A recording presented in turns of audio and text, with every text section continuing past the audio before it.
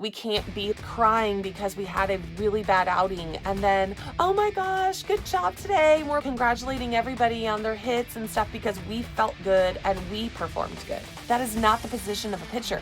You have to be like this. Your team needs you to be like this. You are a leader on the field, and when they see you freaking out, they're following that. You're the captain. You're the captain of the ship. We have to get you less focused on the outcome and more focused on the process. Trust the process. What does that mean? I'm going to give you guys some examples.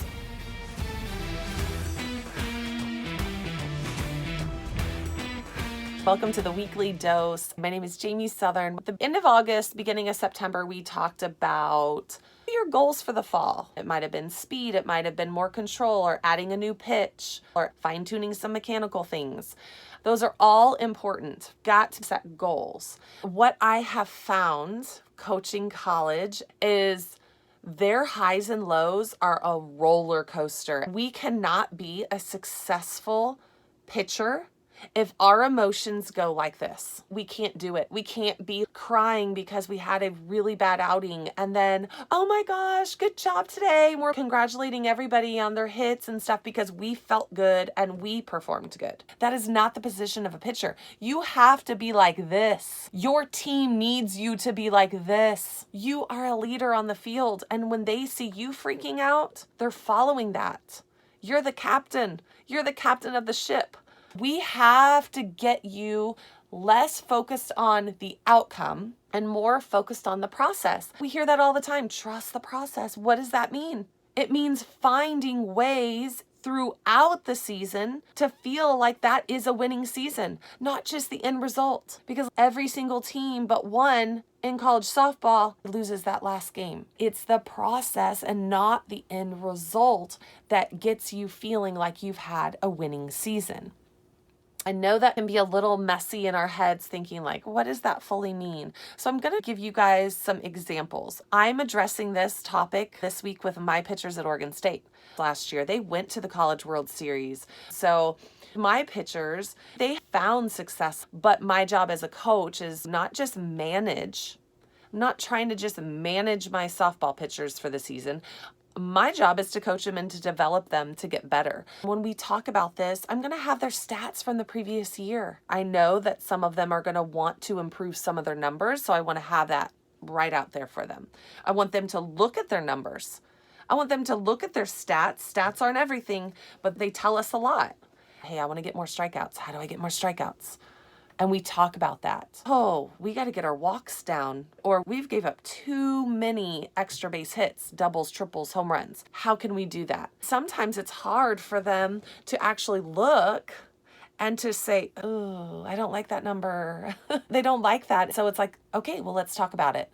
Why do you think this happened? What can we do differently this season so we can eliminate that? Well, yeah, I put the ball on the plate too much. Okay. That is one of the things that we are going to work on. They may say, I want to get my rise ball better this season. I want it to engage more batters. Okay, how are we going to do that? What are those little goals that can help me achieve my big goal? I'm going to have one pitcher that's going to say, I want to go back to the College World Series. I'm going to say, that's great. That's a great goal, but that's a team goal. Your team goes to the World Series. What are you going to do to be better than last year so that you can get back? She's going to say, I've really got to establish another pitch on this side of the plate. Great. Okay, so let's talk about what that looks like. What it looks like is I have to trust this pitch. I got to work on this pitch, which is one of my weaknesses. When she goes to practice and she's working on her weakness and she's getting it better, little baby steps every day, she's feeling like she's winning because she's getting it better. Then we go and we might throw live and she's going to test this pitch out and she's going to find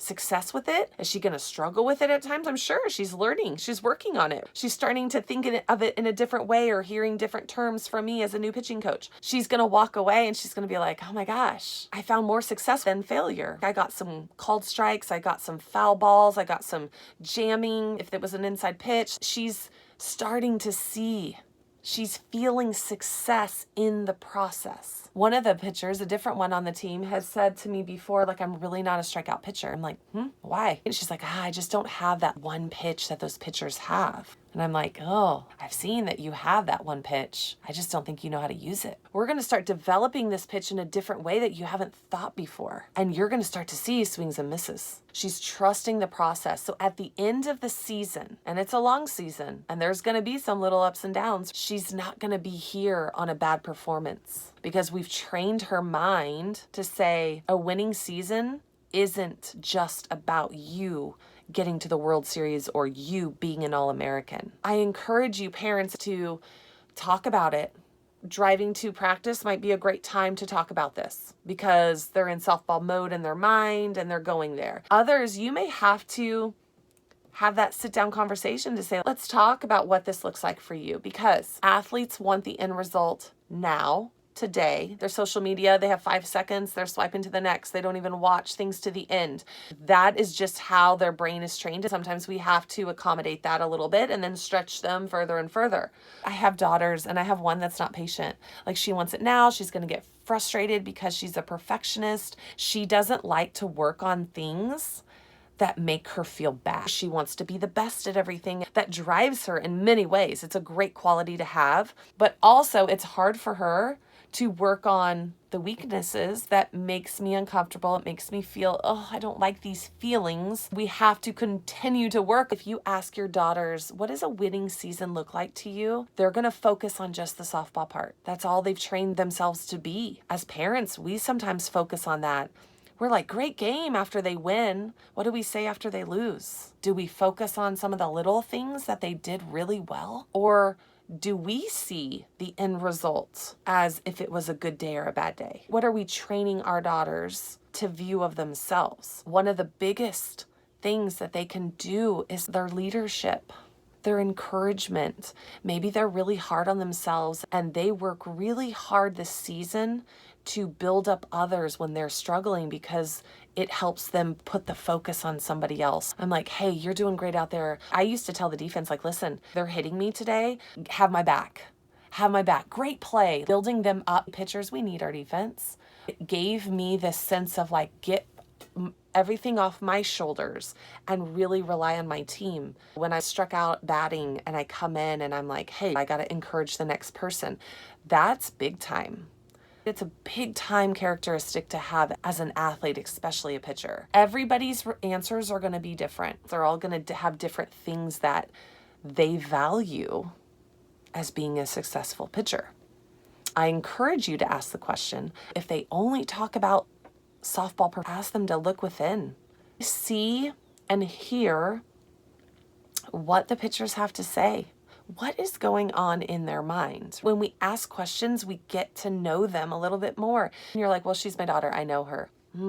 Do you know her? Do you know that she doubts herself like crazy? Do you know that she thinks less of herself when her team loses? Those are some big time things that as parents, we can help. And it starts from a younger age. So if you're a younger parent watching this, hopefully this helps how you speak to your daughters on good days, bad days, and everything. A winning season is not just the wins and losses. It's how they're developing through the process. We have to get pitchers to understand that, because then they're going to be better, because they're going to be mentally tougher. They can handle giving up a home run. They can handle certain things because they see it in a different lens. Have those conversations, get to talking. We always get better in some way when we can just talk about pitching. Maybe next week I will talk about some of the results, how our conversations went, and I'd love to hear from yours. You can leave them in the comments. Our workout of the week might guide you a little bit with that. Let me know if you have any questions, comments, or topics that you would like to discuss, because